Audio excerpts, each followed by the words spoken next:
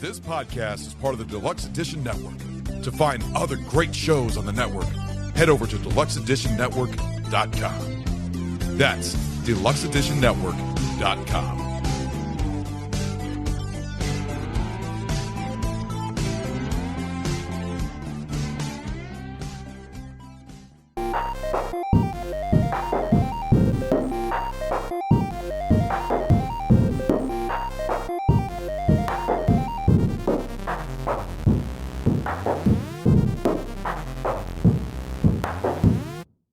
What is going on? Welcome to Take on the World, Nerdcast, with Nathan Blaze and Mike D. Here we are again for our second official Nerdcast. Official. Because we had one before that we did some video game stuff on. Yeah. Anyway, this is our second official licensed and titled, trademarked, and copyrighted Nerdcast.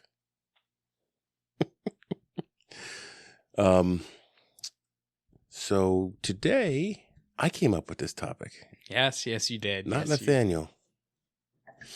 So first, let's talk about the Deluxe Edition Network.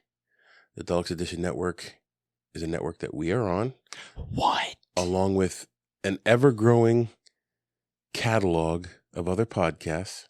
Yes. They just added a couple more. Every month they spotlight a couple podcasts, and this month, you want to pull that a little closer? Oh, yeah, You're sure. leaning back and not talking into your mic and Sure. fading away. And as I told John, it's better to burn out than fade away. Okay. Go out in a blaze of glory. I got it. Okay. See, now you sounded real loud like that. That's your radio voice.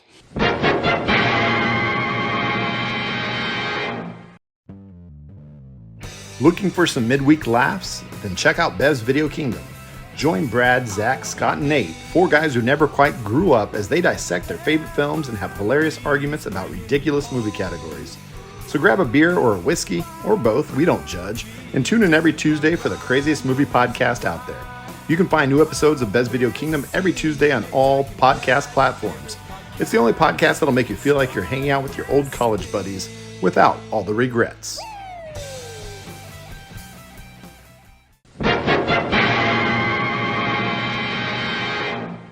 So what do you got in your green can? Well, in my green can, I've got the all classic Mountain Dew. And my green can is Sierra Nevada Pale Ale. Okay, you have to be all fancy and everything. Fancy schmancy. Pale ale, whatever. So speaking of Deluxe Edition Network, go to deluxeeditionnetwork.com. Check out all the great podcasts. Actually, everybody on the network is really good. Oh my God, yeah. I enjoy listening to them. Also upcoming, I'm not sure when this will come out. If it's after February 14th, you're going to want to go back and check out Podcaster Ray, or Ray the Podcaster, and myself sat down and we talked about the My Bloody Valentine movies. We did a side-by-side comparison of the movie and the remake. Okay. To determine which was the better movie. I will not spoil it for you. So go and check that out. If it's not the 14th, Valentine's Day, 1 o'clock, that'll be coming out. If it is after Valentine's Day, go back. Better not be. Go back. It might be, because I have a build up here. But it's My Bloody Valentine. Well, it's still coming out on the 14th, regardless of when this comes out. Okay. That's already scheduled, set, done, edited, ready to go. Okay. And it was great sitting down with Ray. He is the host of 10 Cent Beer Night and the co-host of Deluxe Edition. Another very good podcast, The Namesake. Well, they do some great interviews. It's awesome. So everybody on the Deluxe Edition Network is just outstanding. There hasn't been a podcast I haven't liked. I know, and they're all on my podcast list. I listen to them all. So today we're talking about, on the Nerdcast, the second official trademark copyrighted Nerdcast, We're talking about artificial intelligence in video games. Okay. Because if we sat down and talked about artificial intelligence in general, It could go on for hours. well, there's so many facets of our lives that have artificial intelligence built into it. There's hardly anything that it isn't anymore. It's in medical. It's in our electronics, our phones, It's in our trash cans. it's in our trash can, our refrigerator. It's everywhere. So we're not going to delve into that very broad topic. What we are going to talk about is video games. And when we're talking about artificial intelligence, you might picture, if you will, Skynet becoming self-aware and an uprising of machines using Terminators sweeping across the face of the earth, killing all human beings. Oh, I can picture it. I can see it. We should make a movie about We that. should. That'd be cool. That's not what we're talking about. Oh. AI has infiltrated many aspects of our existence, and video games is no exception. It's no exception. I can't think of the word. Jesus. I think you've had enough. Yeah. One Sierra Nevada, and I'm over the top. So when we talk about game AI, what do you think of? Well, I think of anything from chess to any of the numerous games that I play from, as you have heard in our previous podcasts, Minecraft, Team Fortress. So, game AI refers to a broad set of algorithms used to control the games. And like you said, it is in almost every game we play now. Yeah. But it has a long history. So there's an argument that the game AI is not true AI. Oh. Because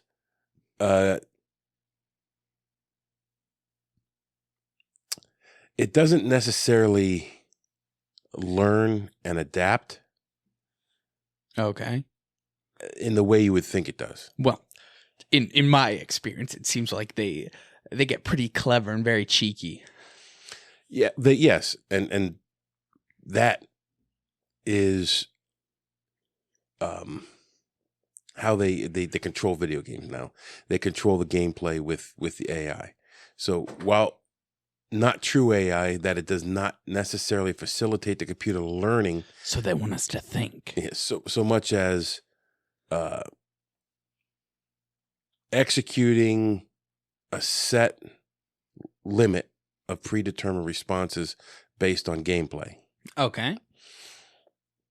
While that isn't entirely its ceiling, that's pretty much what it does in video games. Okay. Easy enough to understand. Yeah. When it comes to computer games and video games, AI has been used in their development and gameplay for many years. All right. So I know you saw this, but when we first talked about it, Yeah. what would you think the first adaptation of AI in video games was? That's a really hard thing for me to place. Really a hard thing for me to place the first adaptation of AI in video games. I don't think I can name anything specific as the first. Well, where would you generally put your finger on the calendar? I would probably have to say early 80s, earlier than that. 70s. Okay. So the first example of AI in a computerized game was the game of Nim. Nim. It was made in 1951. 51. 20 years before Pong. And think about that. Like, that's, again, like 5 years after World War II? 6 years? Like we talked about before, it's even crazy that they were thinking of video games, let alone AI in video games. Now, I know when there's someone who I want to have as a guest on the podcast, and I let them choose the topic. He chose the topic. Now, he hasn't been up yet. It's been quite some time. I still want to get him up and do AI. But when I did the AI research, artificial intelligence actually goes back to much earlier than that in writings. Really? But in practice, NIM is one of the first examples Okay. of it actually being used. But in writing, it goes back to a book. And I wish I had that research up because I found it very interesting. And I think it went back to the 30s. Even all the way back in the 30s. Yeah. So that was in someone's imagination. But still, the fact that... There wasn't even computers back then. Yeah, no, the fact that was even a thought. Yeah. Well, you look at science fiction writers from like Isaac Asimov and like they had an imagination. Ooh, wow. That imagination is very vast, especially in writers. But for a writer to think of an artificial intelligence, and it wasn't basically a computer artificial intelligence per se. Okay. But it goes back pretty far. So, now we've talked about the cabinet games before. So, 1978, the cabinet games were out and functioning. You had Pong out there. You had a couple others. Yeah, okay. And then Space Invaders came along. Space Invaders. I remember Space Invaders. I do too, because I played it when it came out when I was 8 years old. I played it a little bit. And when we talked about it, I said Space Invaders actually kickstarted the evolution of AI in gaming. And you were like, well, how? Yeah, I don't really see AI in Space Invaders because when I look at Space Invaders, it just all looks like it's just a set path. Okay, so the little aliens came across the screen. But they also shot little lightning bolts down at you, or little laser bolts, whatever. And I would think that's where the AI comes in. As to it would depend where you're shooting from to where the randomized release of the lightning bolts or laser bolts that came down would come after you. Okay, I can kind of see that argument. So it's not AI the way we think of it today, but it was an algorithm that was set to predict where you were going to be and where to shoot. Okay. I can see that. That's a fair argument. Okay, so in 1980, Pac-Man came out. Yes, Pac-Man. So Pac-Man had many elements of AI. Okay. Set in a complex manner. If you haven't played Pac-Man, or if you don't know what Pac-Man is, how couldn't you? What kind of life have you had? Yeah, really. Like, you could not have had a full life. Anyway, Pac-Man was a little yellow munchie. Yeah, a little cheese wheel. A little cheese wheel rolling around the thing, and there was ghosts in the maze.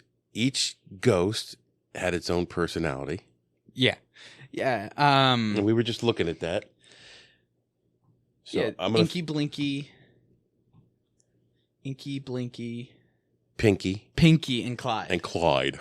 Clyde. So Blinky was the chaser. Yeah. So his programming had him chasing you most of the time, and Pinky was the ambusher. So he was a little more intelligent. So he would let Blinky chase you around. Yeah. And he would try to get to a point where he'd be in front of you to block you off. Yeah. And ambush you. And then Inky was fickle. Like which way do I go? Which way do I go? Yeah.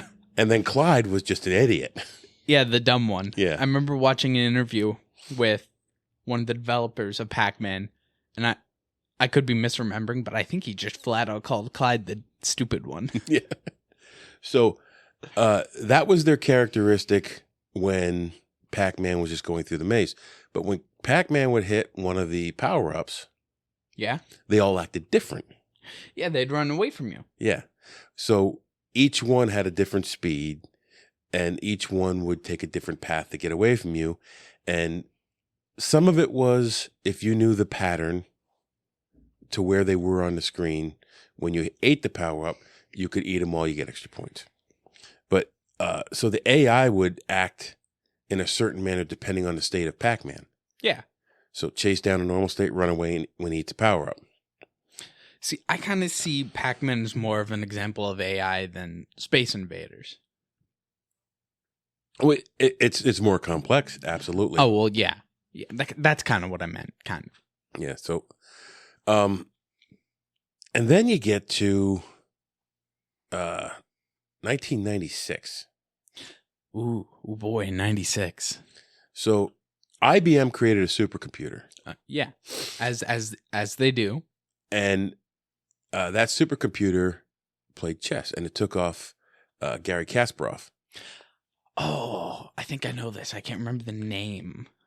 So Deep Blue. Deep Blue. Yeah. That's right. Deep Blue. Yeah. So 1996 was the first time that a computer defeated a grandmaster chess champion in a game. So when they played, they came out. Kasparov lost the first. Now they played a match, so it was like 6 games. Kasparov lost the first game to Deep Blue. Okay. Kasparov then came back to win, and then they had a couple ties, and then Kasparov overall won the match. All right. Which I think is amazing. It is like there's so many different computations that could be done based on your opponent's first move. Oh my God. Like Yeah. you play chess, you understand it. I have played chess. I'm not a chess wizard of any sort. Oh, neither am I really. But like the way they call out the king's rook to p3, I don't know what the hell it means. Like Well, it's the 3 represents a row, and the letter represents a column. right, but I don't know which is which. Well, alphanumeric. Right. But I don't know if the bottom of the board is the letters and the side of the board is the numbers, or I get it, but there's no way. Like a chess champion can just do a whole game in his head by calling out those numbers. Oh yeah. That I can't do. Like as much as I make fun of you, I would be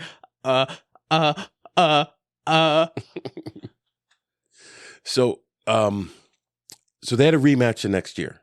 Okay. And the result was the exact opposite. Kasparov took game 1.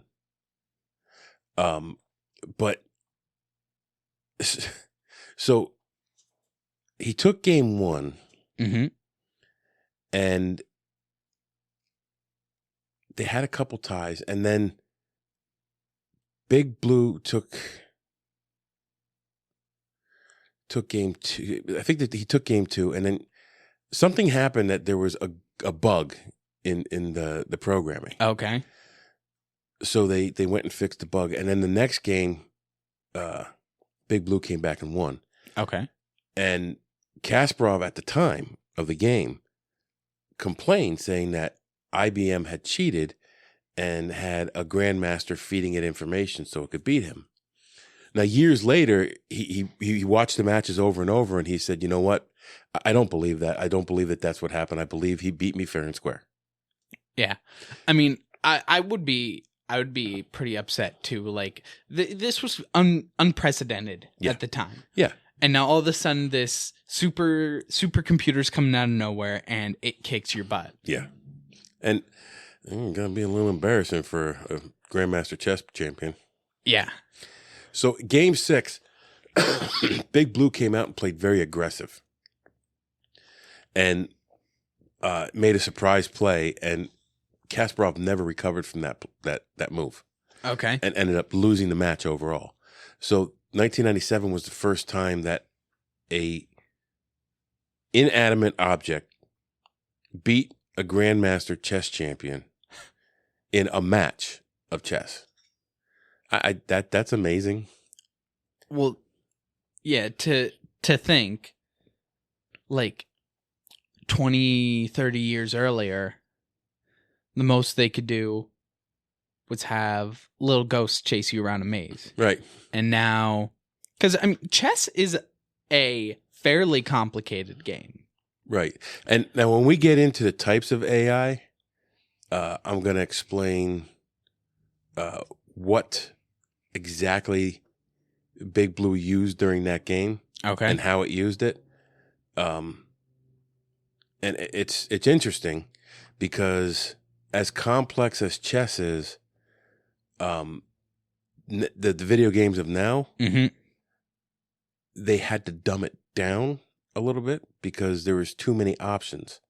Like in a chess game, there's a set number of options. Yeah, there's only so many tiles and so many ways that a piece can move. And it's a lot. I mean, it's a ton. Oh, well, yeah. And depending on your move, it changes the everything possible outcome.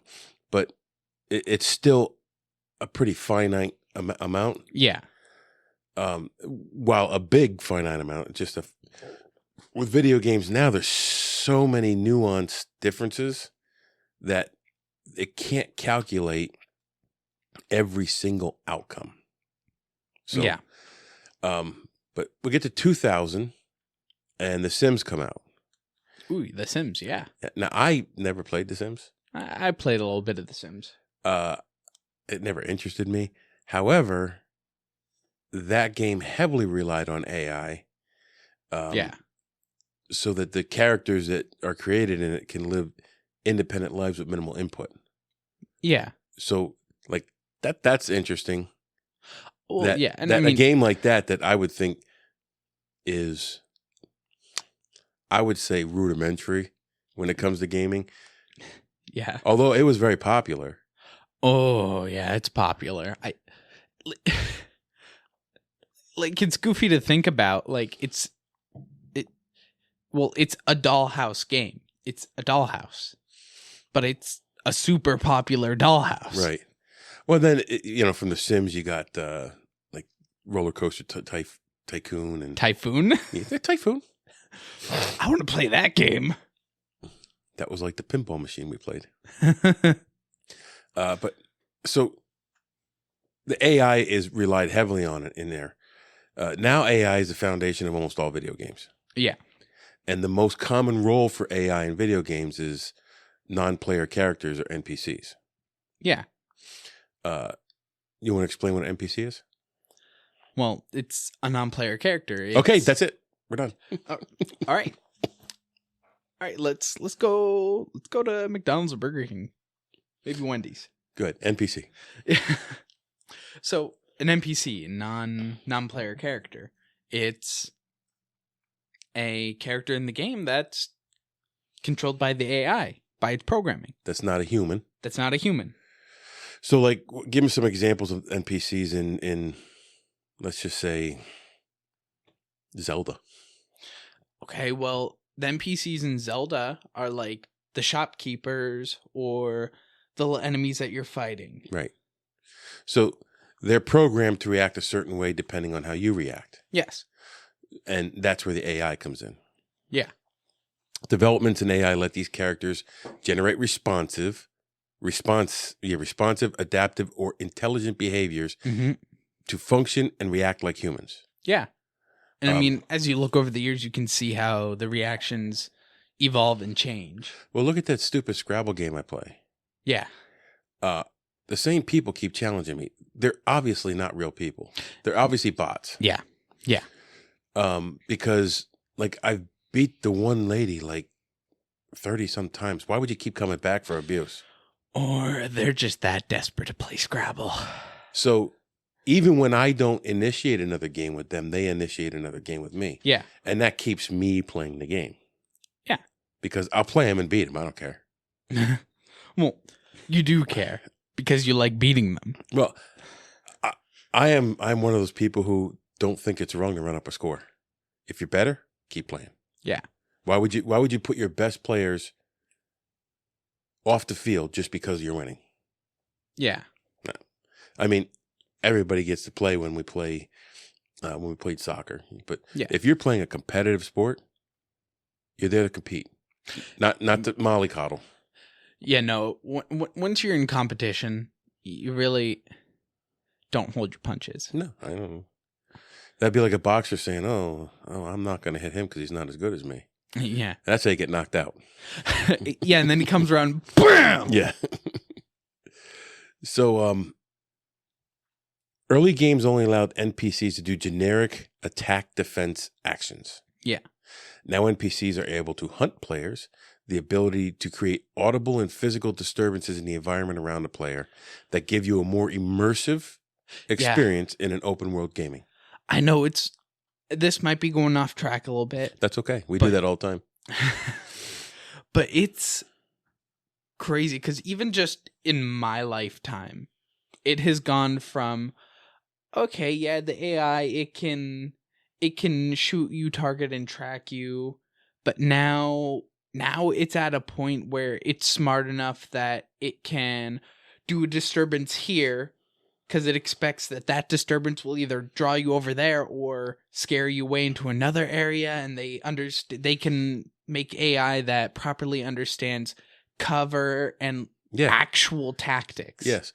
And one of the earliest examples of that was Metal Gear Solid, which is one of my all-time favorite games. Solid game. Game. Although the AI was rough around the edges. Yeah. And some people may disagree with my assessment of that game. That is where, because it was a stealth game, if you reacted in a certain way, it would have the NPCs react in another way. Yeah. And they would actively hunt for you. Mm-hmm. Now, they would use a pattern to do it, so it was still algorithm-based, but that's what game AI is. Yeah. It's all algorithms. So the designers often use tricks to make NPCs look more intelligent than they actually are. Yeah. And some of that would depend on how the character reacts. One of the most widely used tricks in video games, especially through the 90s, was finite state machine algorithm. Finite state machine algorithm. That sounds vaguely familiar. It was introduced in games in the 90s. Okay. In FSM. FSM. The designer generalizes all possibilities of the situation that the AI could encounter. Okay. And then programs a specific reaction to each situation. All so right. like with the stealth game, if I made noise, it would create an alert. When they were in alert state, they would be a little bit faster. Mm-hmm. They would actively search for me until the alert state was dropped because they didn't find me. Oh, I must have heard. It must have been a frog. Whatever. Must have been the wind. And then they would go back to their passive patrol state. Okay. So basically, FSM AI would promptly react to a human player's action with its pre-programmed behavior. Okay, so a simple form of AI, but it still worked really well. Now, when I was looking this up, there was a nice chart that showed how it functioned. Okay. It was a circle, and NPC sees human, attacks. Doesn't see human, it defends. Okay. Or it's passive. And it was a whole circle of how they would react depending on the state of the human player. Okay. So when no human player was around, the AI wandered around in a wandering state. When a human player shows up, the AI would attack. Okay. And then when its health was low, in some cases would retreat or try to retreat or try to find cover to recover its health. Yeah, okay. So FSM oriented NPCs could perform 4 basic actions: aid, evade, wander, attack. All right, so four main states. Right. So games such as Battlefield, Call of Duty, Tomb Raider, and even Super Mario, the Turtles in Super Mario were examples of SSM AI. Okay, yeah, I can kind of see that with the Mario Turtles on a simpler scale, but yeah, okay. One of the drawbacks is predictability, since all the behaviors are pre-programmed. Yeah. Which is, you learn the pattern, you win the game. Yeah. Which is a lot of the games that I played growing up or in my early adulthood. That's how they were. Well, once you learn the pattern, yeah, you could get through a level easily. And in some cases, some of the games that you play are still like that. Yeah. Like that stupid, crappy, kill me 5,000 times game. Hollow Knight. Yes, because I didn't learn the pattern. No, you did not. But that pattern was slightly randomized. Yeah. It didn't only depend on my action, it depended on where I was standing on how they attacked. Yeah. So if I was a half inch over on the screen, it attacked differently than if I was a half inch to the left. And more dynamic, but still patterns, sort of. It's still patterns, but it's a larger pattern because it can be programmed with more information. Yeah. A more advanced method used to enhance gaming experience was called the Monte Carlo search tree algorithm. Doesn't exactly run off the tongue. No, it does not. MCST. Okay. So that was what Big Blue used. MCST. Yes, MCST.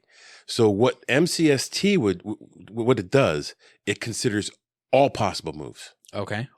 Any move that you can make right now, and then it would consider all possible responses to that move and all possible responses to its response. And for a certain number of responses. So if you look at it, you have your game. Okay. And then you have a response, which is a branch for the tree. And then how it would react and how you would react. And it becomes basically a tree branch. Hence, Monte Carlo search tree algorithm. Tree. Yes. So it would all branch out from that main action. Okay. And so it can calculate thousands of possible moves and choose the best outcome based on that move. And what they kept on saying is choose the best reward. So if the whatever the game was, if the house wins, it wins your money. So like if it's a blackjack. Okay. Just to simplify it.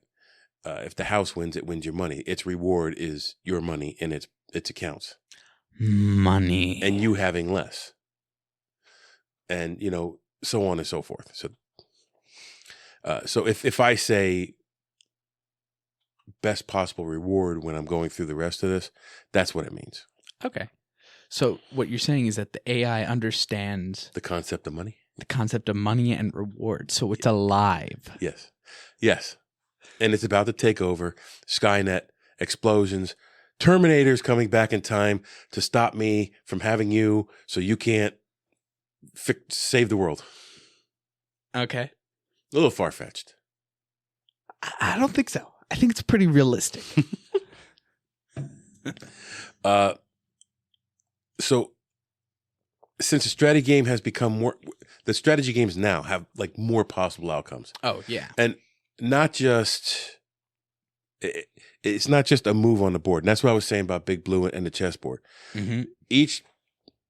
Each one of those pieces can only make a finite number of moves. Yeah.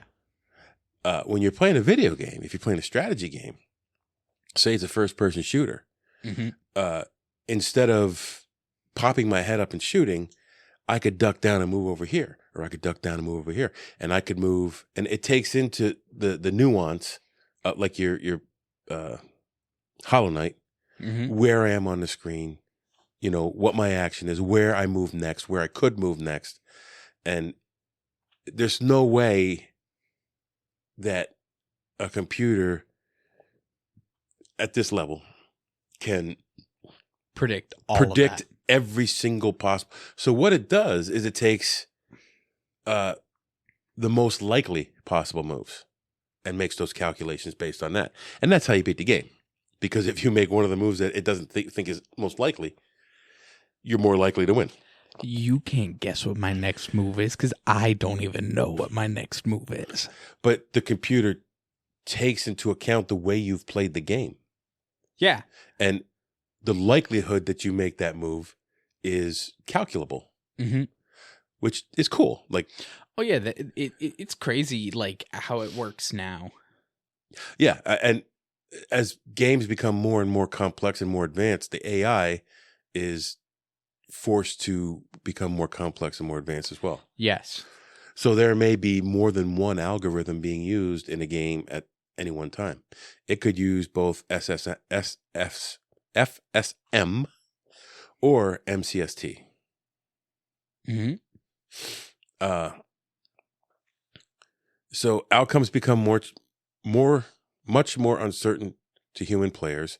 Instead of taking only the action based on the current status with FSM. Why do I keep putting the S first? I don't know. MCST AI evaluates some of the possible next move, then performs the MCST to calculate the overall payback for each of these moves and chooses whichever is more valuable. So if the value to the game is to kill you or to steer you in a certain direction to play another part of the game. Mm-hmm. So like in Fallout 76, because we both play that. We both love that game. Yeah. You have the map. This part of the map is very easy for all players. All right. And then this section of the map's a little bit harder. And this section of the map. Now, it's possible for me to go down to this bottom corner, which is the hardest section of the map, and play there. It's possible. Yeah. I will get defeated. And that's how it steers me to those other parts of the map to perform those quests. Yes.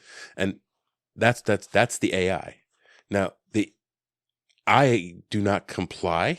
Thank you very much. I go down to the hardest part of the map and see what I need to do to get down there and defeat that. And when you're playing with other people, after dying 100 times, I've done it. And that's fine, because in this case with Fallout 76, I'm just losing my junk when I die. Yeah. So I just don't carry any junk. I don't lose my weapons. I don't lose any. May as well if I have nothing to lose. And in fact, if I'm low on health, it's better for me to die and come back and start over, because now I have full health again. Yeah. I don't have to use a stim pack. Don't have to do anything. So, and a lot of people play unconventional like that. And that's how you excel at these games. Yeah.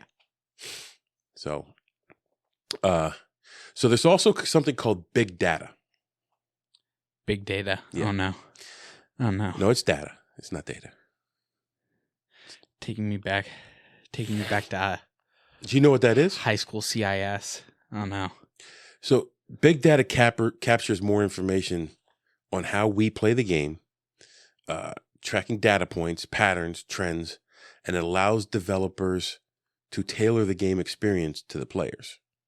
In other words,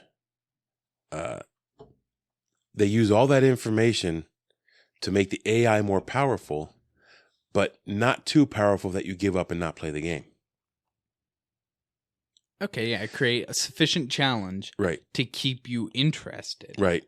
But not so much that it scares you away. Correct. And so if it does scare you away, big data wants to know why you stop playing. Yes. So it reviews all that data, all your gameplay data, and when you played more and when you played less.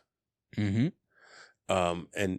it tries to, you get updates and patches based on that gameplay experience.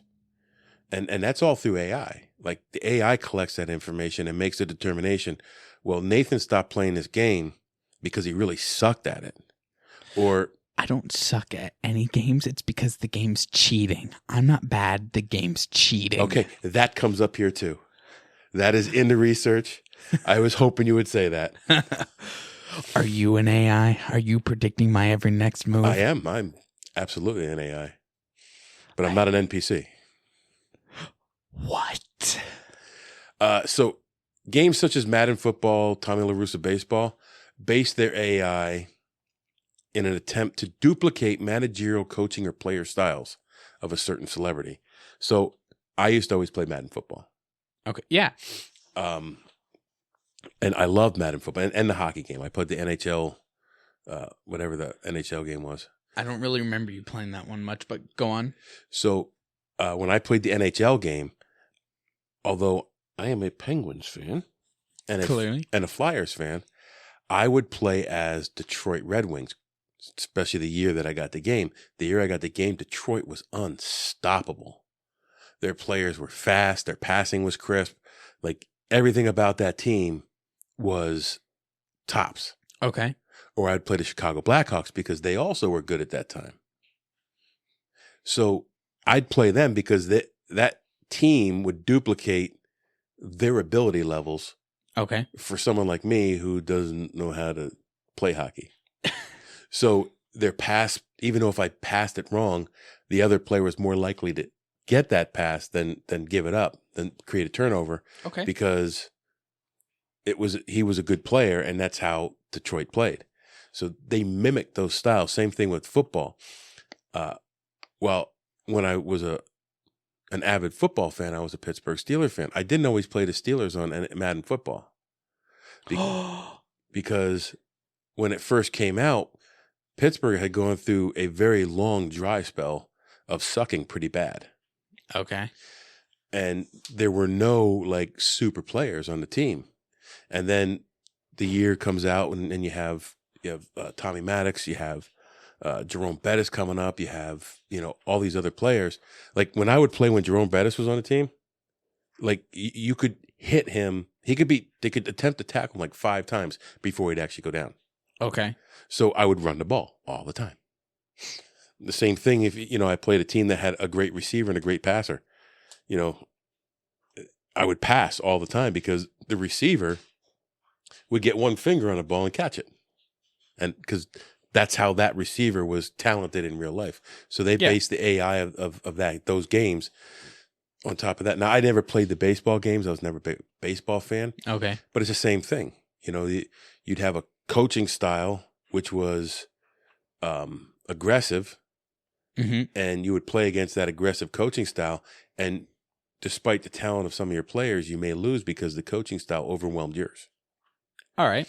So that's how AI is using those type of games. And I think while that is also finite, I just think there was more nuance to it in some of the sports games. Oh, definitely. The use of game AIs beyond NPCs. Ooh. So a player experience modeling. Basically, they would adjust the difficulty of the game based on the player's ability.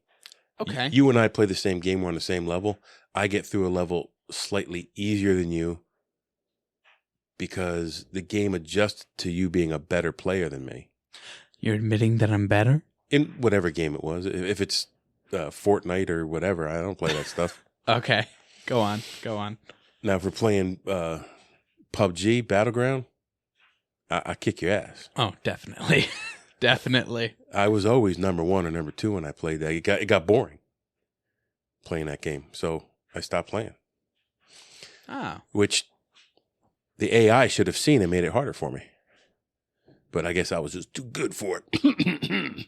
Oh, of course. Harumph. So then there's procedural content generation, creating elements of the game like environmental conditions, levels, and even music in an automated way. AI methods can generate new content or interactive stories, which... Okay. So that kind of is a little bit what we consider AI in general. So if it's creating new content or different stories based on your gameplay, or even playing different music because of the way you play, okay, that's more like AI. I would love to play a game with AI like that. Now, I'm sure I've played at least one game that had like maybe a simpler level of AI like that with the way that it generates the world, maybe the story, but I can't think of anything specific that I've ever played like that. Like that sounds so cool that the game like dynamically changes the music or the world or the way that thing. And it might not be a different song per se. It may just be the speed of the song. Yeah. Something simple like that. Something to make you react slower. Yeah. Like I don't know. I don't know if it didn't give any specific. I would love a specific example of that. Like you're saying, I'd love to play a game like that. And I'm sure in some ways I have. Actually, you know what? One comes to mind. Hollow Knight. No. Assholes. Excuse me. Anyways, I think it's less of AI, but we play tanks. I know that game, the music is actually different based on what tanks are on the screen. There you go. So your choice of tank. I guess I don't know. Yeah.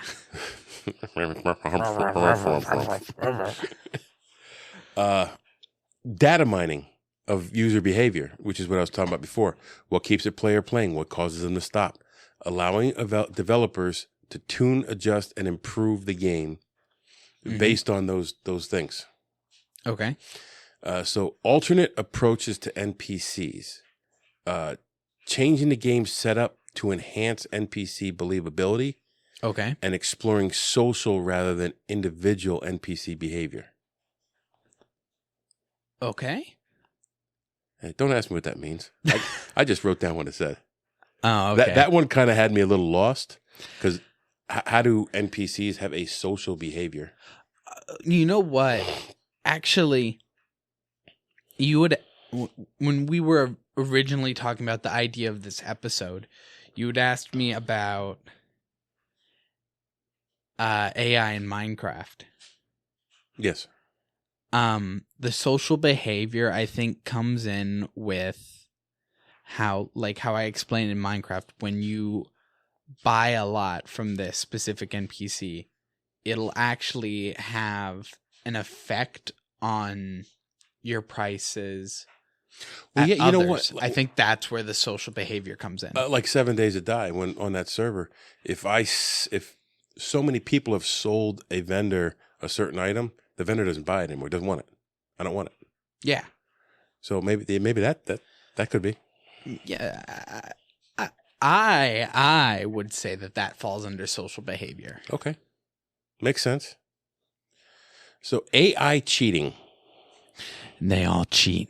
Always. So rather than a game using human-like senses to know if a player is in the area, seeing, hearing, etc., the game can cheat by asking the engine for the player's position. Yes. It is common to give AIs higher speeds in racing games to catch up to a player, or spawning in advantageous positions in first-person shooters. Or just straight up.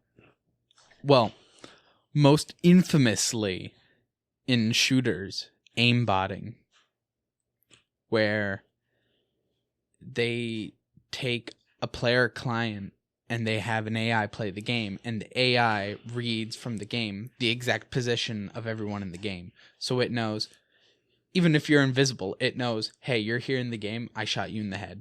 Now over here, bang, bang, bang. That's very infamously in first-person shooters. Okay. So it's just like a casino. House has the advantage. Yes. And in some circumstances, that's a good thing. Makes the game a little bit harder. A little bit. In some situations, it makes people stop playing. Yes. So if there is an advantage to the house, they don't want to make it so much that you stop playing. Oh, well, yeah. Just that you get frustrated and try over. Like Hollow Knight. Yeah. The longer you play it, the hours and hours and hours. And hours. It is often done for performance reasons, and it is considered acceptable as long as it's not obvious to the player. So when developers are asked about this, they get pissed off. Like, my game doesn't cheat. My game's just that good. Okay.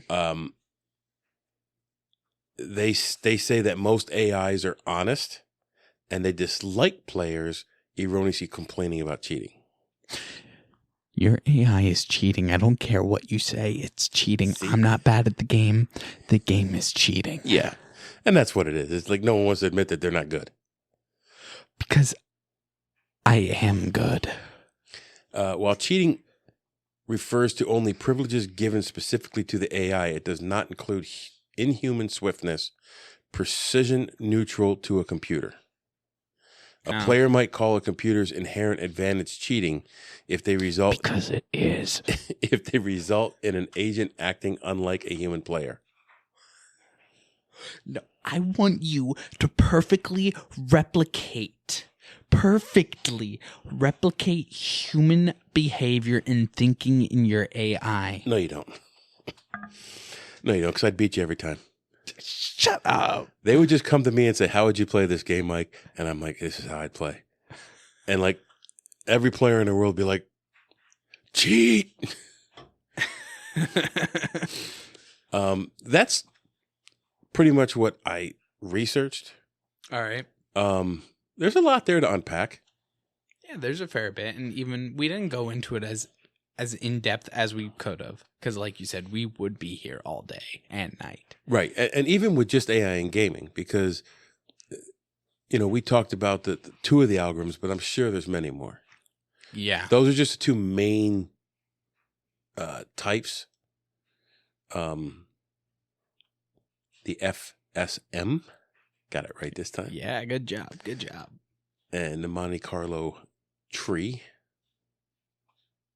Close enough. That's what it is. Monte Carlo tree algorithm. Right? I think so. I'm just bullying you because you forgot the last word, algorithm. Monte Carlo. Where the hell is it? I can't find it now. Well, you'll just have to take my word.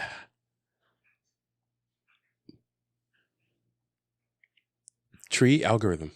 Yeah, Monte Carlo tree algorithm. You forgot to say algorithm. Search. I forgot to say search. Monte Carlo search tree. Yeah.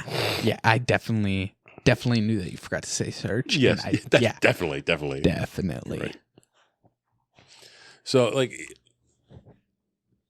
does it make you look differently at video games after, like, thinking about this? Like, you knew there was AI involved in video games. Yeah. But does it make you look differently at them when you think about it?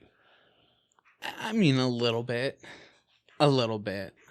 But it makes me think, how can I use this information to be better at certain games? Well, I didn't need this information to be better at any games.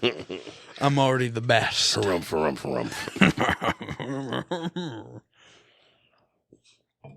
So that is really it for today. Okay.